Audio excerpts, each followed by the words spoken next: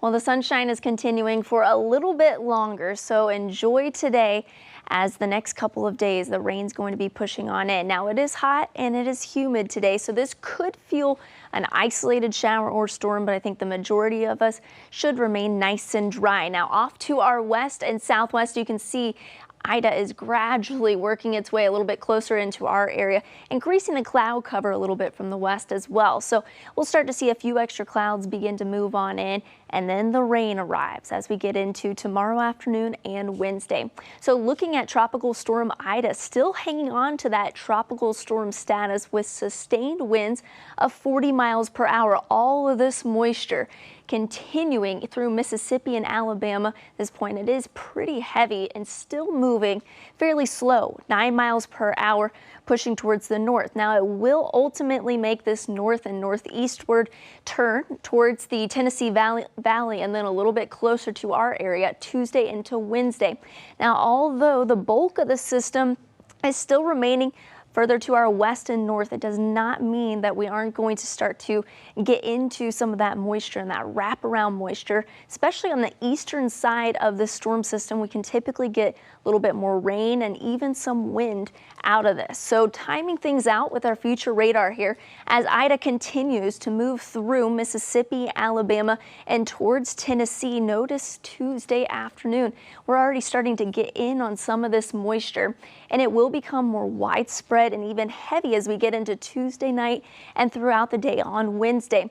Now, the bulk of the heaviest of the rain and the core of this system primarily to our west and north. However, we could see some heavy downpours associated with this system as well. So fortunately for us, things really pick up pace here and we actually start to see this system move out fairly quickly. So Tuesday through Wednesday, and then this system is out. We actually have some really nice conditions to follow this.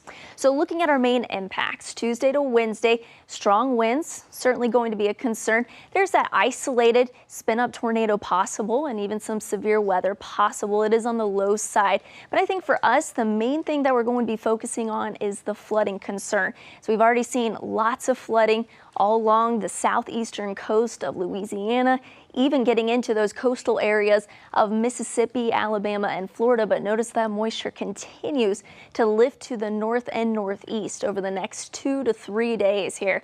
Now, again, the heaviest does remain to our west and north, highlighted here in the reds, orange, those brighter colors, but we are on the cusp of really some moderate rainfall that we could see in some areas. Don't need any more rainfall, especially those areas in North Carolina.